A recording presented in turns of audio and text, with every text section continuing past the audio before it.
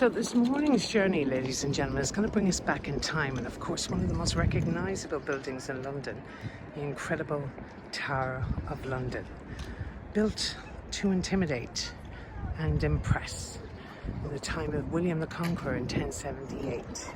The idea was, if you control the tower, then you control the River Thames.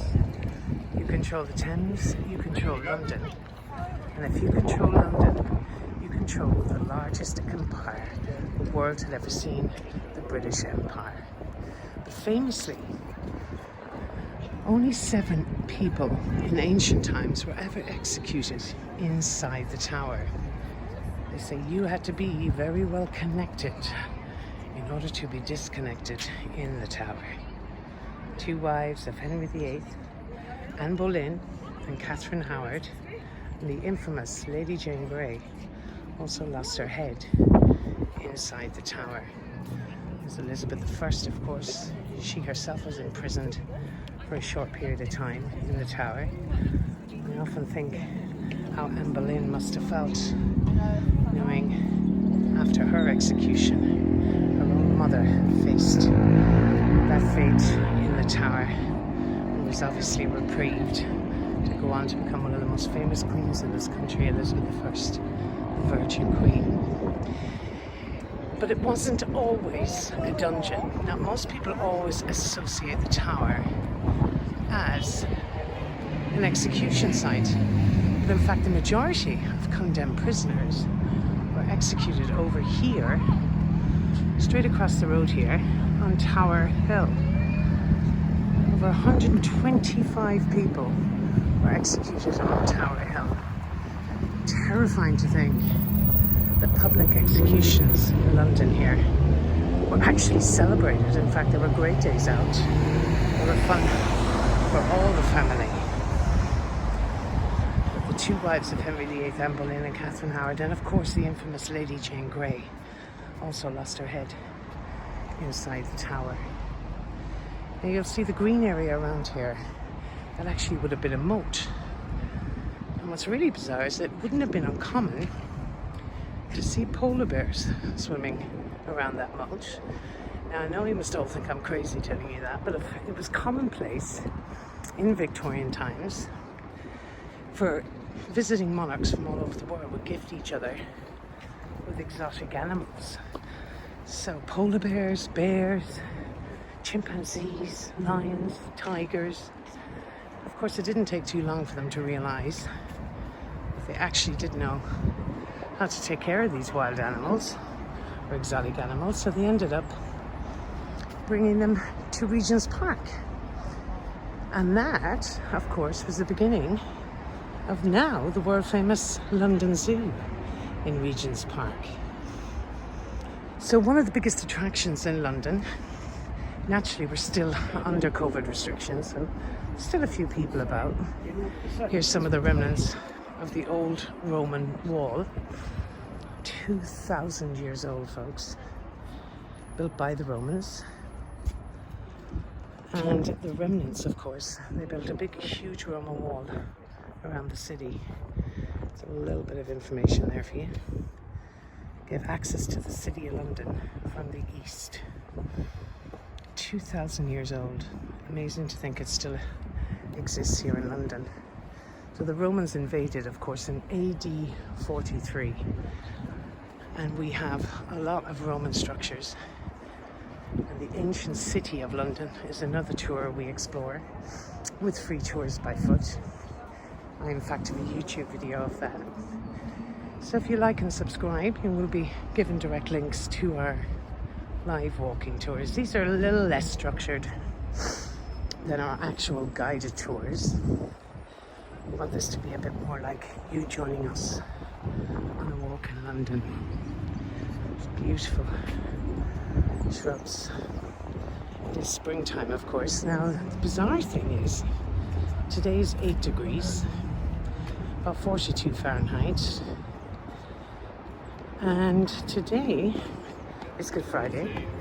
Wednesday was 24 degrees. And can you believe on Monday we're expecting rain and snow?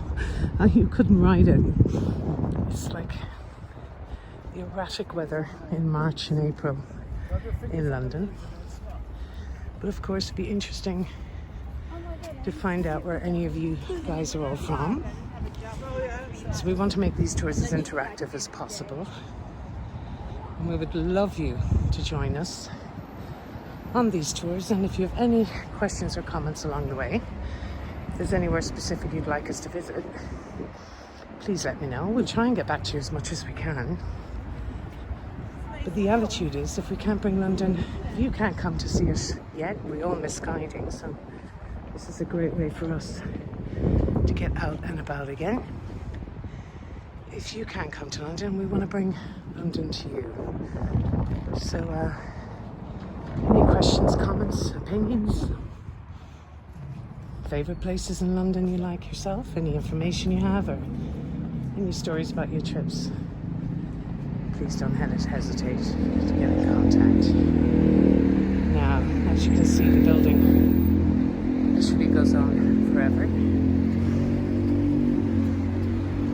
But as I mentioned earlier on and previously, it wasn't always a dungeon. It's actually served several purposes over the years. It's been a royal mint, it's been an observatory, and as I mentioned, there's been a zoo, but it's also the royal treasury and home to the most famous set of jewels in the world, the magnificent crown jewels. Now I think it's a bit more recognisable for what's coming ahead of us. This Tarbridge of London. One of the more famous bridges in London. And of course this morning, we have a little stroll over Tarbridge. Now I did try to see if the bridge would lift, because I intend to get that on video for you. But again, like everything else, COVID restrictions, the bridge lifts have been suspended.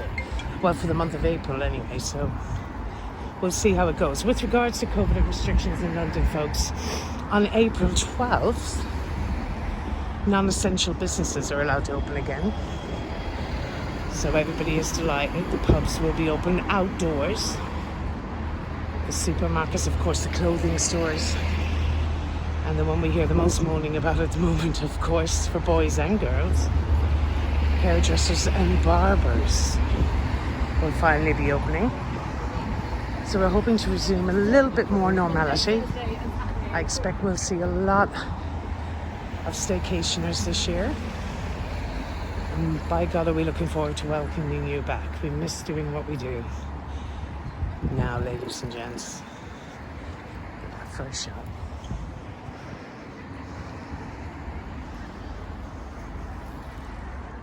Now, Tarbridge, a Bascule and suspension bridge, taken from the word Bascule, the French word, meaning seesaw. Always been hydraulically operated, but in times gone by, operated hydraulically using steam. Now, of course, using electricity and oil. Construction of the bridge began in 1886. It was completed after 8 years. It was opened to the public by the Prince of Wales in an official ceremony on June the 30th, 1894. At the time, it was the largest, most sophisticated Bascule bridge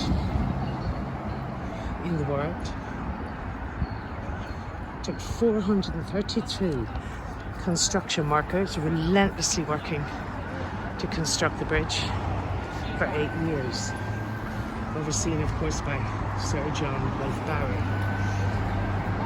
Now the Bascules, when they do lift, the ships, the tall ships that tend to come through, it's got a beautiful view there of all the buildings.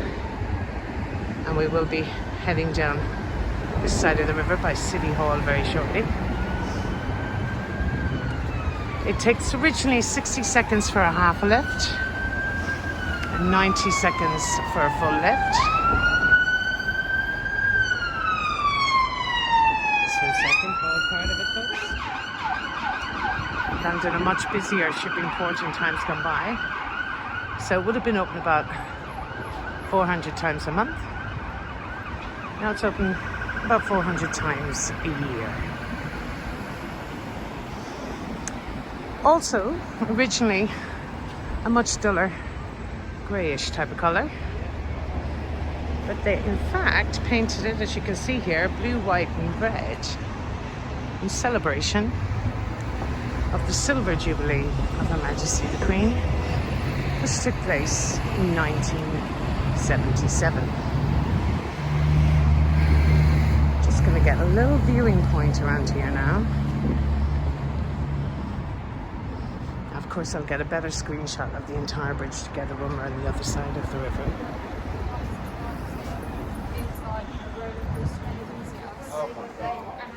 Yeah, this is a lovely little spot here.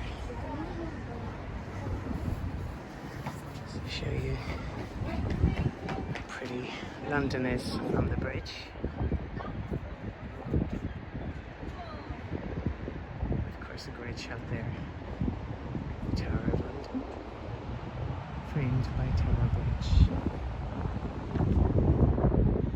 Now the walkway you see up here is again closed at the moment. The restrictions because of COVID.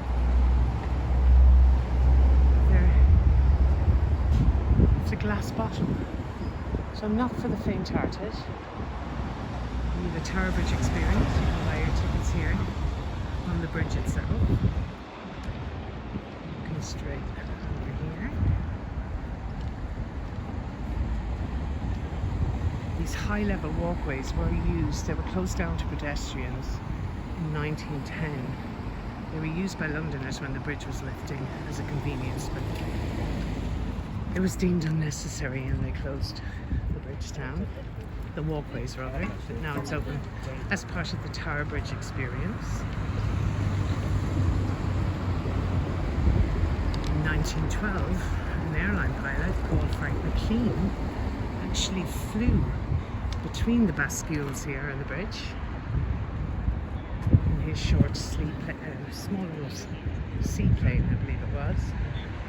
I think probably one of the more controversial things to happen, however, was the number 78 bus in 1952, driven by a bus driver called Albert Gunter. Realised the Bascules were about to lift with his passengers on board. He sped up the bus and miraculously nobody was killed. So he managed to make the jump mid-air. It's also an amazing place during the 2012 Olympic Games, something I was part of here in London. You don't want one in September. It's quite difficult getting it all in. As we're walking across, let's see if we can get a better shot here, you guys. Very much into this incredible bridge. And from the middle of the bridge is suspended Olympic rings from there, which really was incredible. So it was quite hilarious to me. I remember guiding in 2012 during the Olympic Games, and the press for months prior kept telling people to try to keep out of London. London was going to be so super busy, to keep all the locals and the traffic out of London. And what happened was Londoners stayed away. So I used to guide on the open top buses, and it was absolutely amazing because all the streets were clear. So Londoners really did take the advice of the city council and they got out of town, rented out their apartments. Now folks, there she is.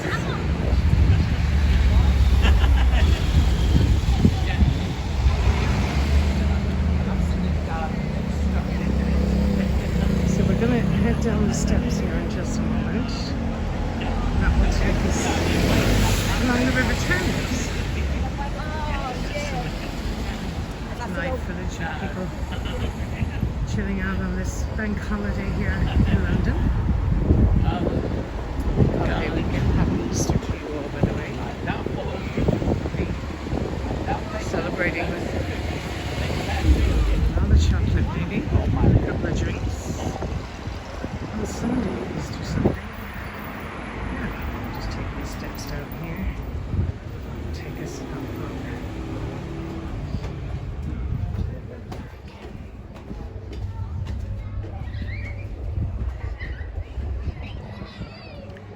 people availing of the rule of six, of course. Now that rather egg-shaped building is City Hall. I'm going to pass that in just a moment. City Hall will be the offices of the Mayor of London, the Greater London Mayor, not to be confused with the City of London Mayor. This is the offices of City Plan. Mayoral elections coming up in the next few years then. The egg slicer building, a lot of people compare it to like an egg slice. There's a bit of atmosphere around today, folks. Quite a few people.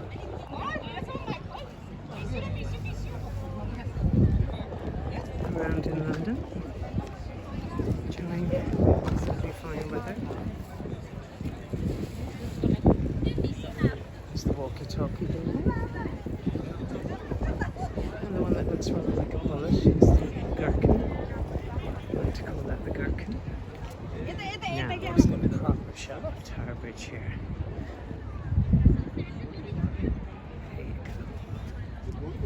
Tarbridge. So, relatively new bridge, as I mentioned, 1864. It was completed. Not like London Bridge, which is over 2,000 years old. There's the tower.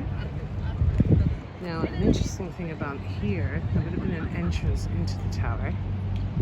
You just see the little kind of semicircle entrance there was known as Traitor's Gate. Prisoners would be brought up from the River Thames and head in there. Some of them would never see daylight again. Terrifying part of the Tower of London. Dungeons in the tower.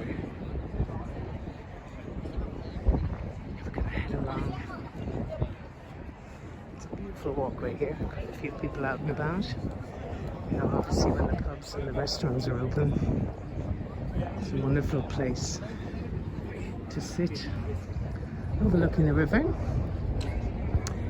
Just to remind you, you can also take boats as a form of transport in London.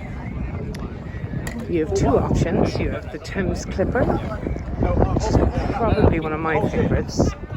In fact, sorry if there's a bit of disturbance, there's a gust of wind there, folks, by the river. It's quite chilly. But the Thames Clipper is the one where you can actually use your Oyster card. Now, it is a little bit more expensive than taking the actual tube. And in fact, what I would recommend is you could get a day pass for the boats. And the boats stop at the Tower of London. They stop at the gorgeous Greenwich Village, where you can have a little look around Greenwich. My apologies, not Greenwich Village. I lived in New York for 8 years, so that just rolls off the tongue. But Greenwich, here in London, is where the Cubby Sark is located, which is one of the more famous tea clippers of all time. It's also where the Royal Maritime Museum is. And the Painted Hall is there. A beautiful place to look around.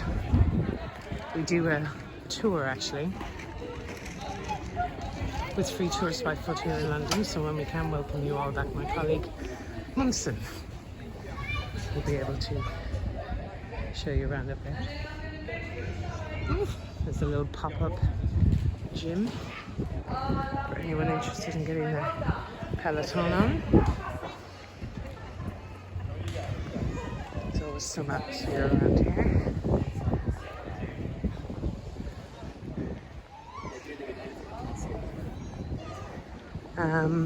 got sidetracked there, didn't I? Now, one of the most important battle cruisers. British naval history is along here.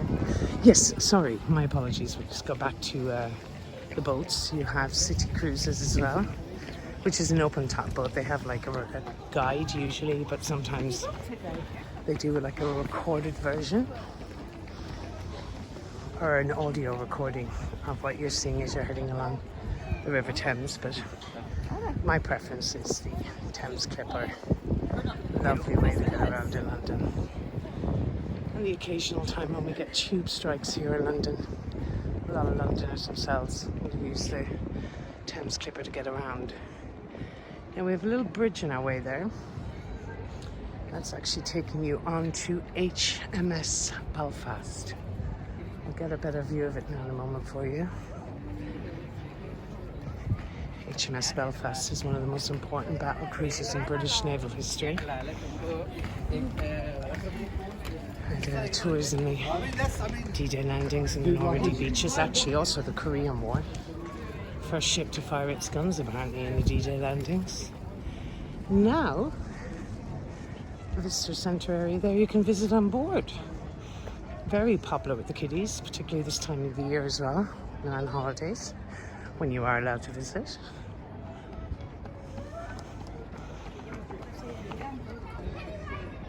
I believe they even host children's birthday parties, slumber parties on board, which is quite bizarre. I mean, that's a pretty big stretch from its original purpose. Now, here's a better view of it coming up here. HMS Belfast permanently moored here.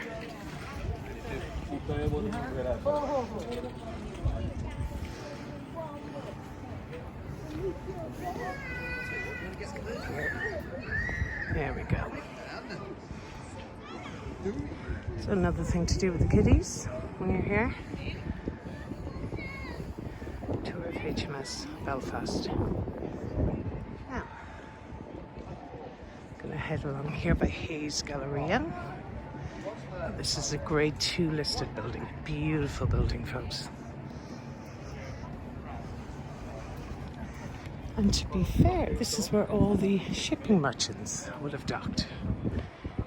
London, a very busy international shipping port. Ports expanded in the 1800s, during, of course, one of the most amazing eras in British history, the Victorian era.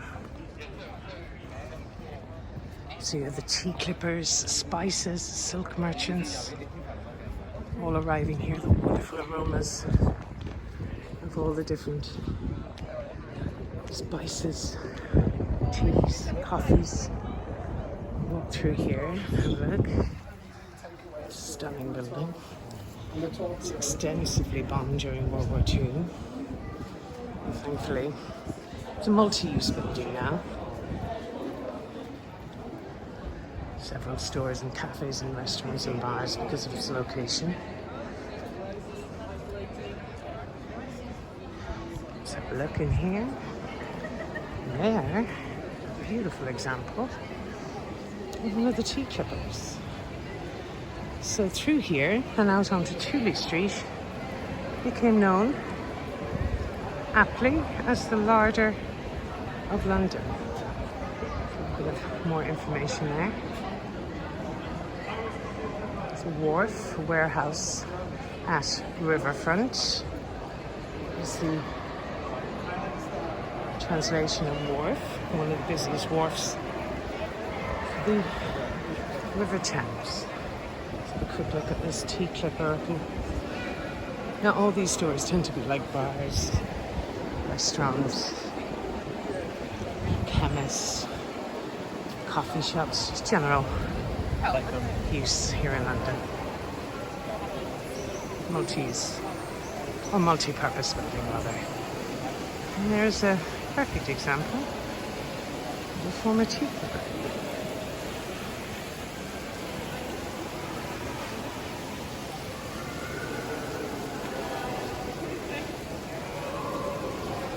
Most famous of which, of course, is the Cubby Sark, which is located at Greenwich Village. an idea of the roof here.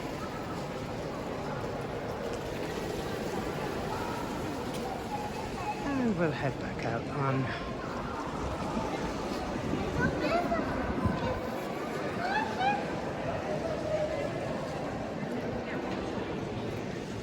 along the River Thames. Now, the welcome relief of these beautiful scents and aromas here. Londoners flocked here during a period of London history called the Great Stink of London. And that was 1858. Well, the River Thames, although it doesn't look it, it's one of the cleanest rivers in Europe. There's over 400 species of fish. But not the case in 1858. Because with the introduction of middle classes, and of course the invention of the flushing toilet, where does the sewage go? And the sewage went right here into the River Thames. People used to throw their garbage, their dead dogs, their animals, all in the River Thames. And the stench became so unbearable that they gave it its own name, the Great Stink of London. Even the Houses of Parliament in the River Thames had to soak the curtains with chlorides of lime to prevent the waft from coming in. So eventually something had to be done. And master engineer Joseph Bazalgette was hired to set up the first sewage system in London. And he embanked the River Thames all along the river by Victoria Embankment. I will bring you along there another day. And by embanking the River Thames, master feat in engineering in his day, he effectively set up the first sewage system. And to be fair, his work was so meticulous that the sewage system is only being reworked in the last 30 years. So that's where Victoria Embankment came from, and a massive undertaking. He's effectively known as the patron saint of the nostrils of the people of London. We salute you, Joseph Bazalgette. Now, this is London Bridge, ladies and gents. And there's been a bridge on this site for over 2,000 years. The Romans were the first to build a bridge crossing across here. That would have been a wooden bridge. This particular bridge, the most recent one, went up in 1973. Because in 1968, the fourth bridge on the site, so there's been 5 bridges on the River Thames crossings here. This is the 5th bridge. The 4th bridge was bought by an American millionaire called Robert P. McCullough of McCullough Oil Industries. And the bridge was dismantled piece by piece and numbered. Each piece was numbered. They were shipped to Devon and over to California, and now they were reassembled in Lake Havasu in Arizona. I believe he paid in 1968 something near $2,640,000, I believe it was. $2,640,000 US dollars for the bridge. So this is the most recent one, 1973. But of course there's been a crossing on this bridge for over 2,000 years. It's the oldest bridge crossing in London. And we will take the steps up there in just a moment. I'm still impressed by the amount of people that's around. But we're all outdoors, so it's okay. Now, the nearest underground stations in this area, folks, when you come up on the bridge here, down to the right in the direction I'm walking right now. So if you stream right down there, I'll show you Monument. You see the monument to the Great Fire of London. I'll zoom in on it there. It's in between the buildings with that gold, what looks like a gold ball on top. That was built to commemorate the people that died in the Great Fire of London of 1666. Monument has an underground station now. And to the left of London Bridge here, you have London Bridge underground station. And that station takes you right into central London again. We're going to make our way up these steps here and we'll get an amazing view of London Bridge itself. And what is also located down here is Borough Food Market. Now, we're assuming the markets are open. They have been, if they can trade outdoors. But we'll wing it anyway, you guys, and go and have a look.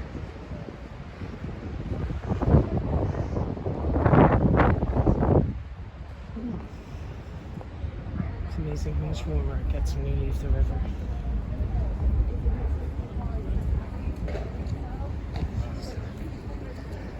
Bridge in the distance.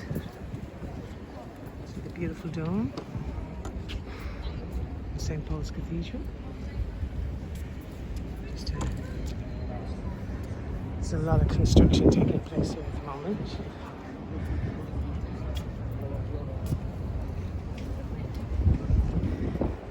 Yeah.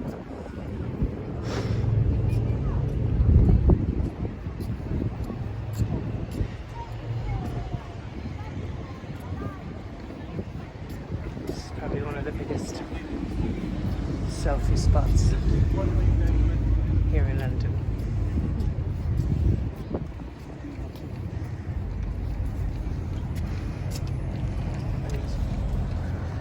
Hasn't decided if he's gonna sneak in. There's the walkie-talkie and the cheese grater. Let's look at the other side.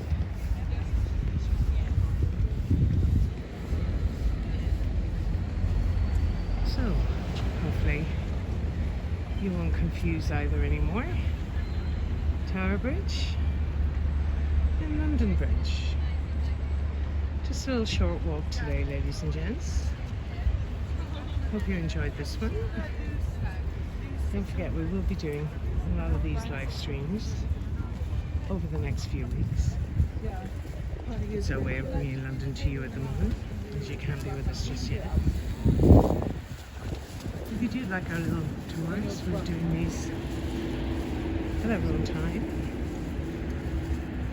Hoping to welcome you all back soon. You are again more than welcome to buy us a coffee if you like, or buy us a drink. And we'll be getting on with our Easter weekend shortly, and no doubt we'll be having one or two of them. There's a link below for PayPal and also buy me a coffee. But more importantly, just like and subscribe, and we'll take you on a journey with us. Hopefully every day here in London. Hope you enjoyed this tour, folks. Just a brief on this morning. I'm Sinead, and I'll be speaking to you very soon. Thanks for joining.